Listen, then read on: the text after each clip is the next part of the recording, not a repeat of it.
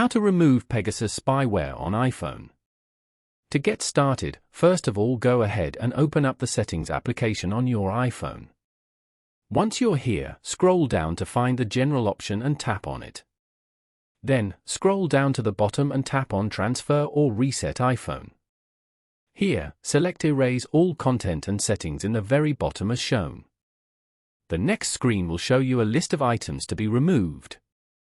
This also will wipe your device, removing any potential spyware. Now, tap on Continue.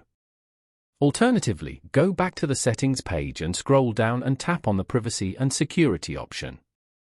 This section lets you control which apps can access your data, manage safety protections, and adjust security settings. Inside the Privacy and Security menu, scroll all the way to the bottom and tap on Lockdown Mode. Then, tap on Turn on Lockdown Mode to enable the feature.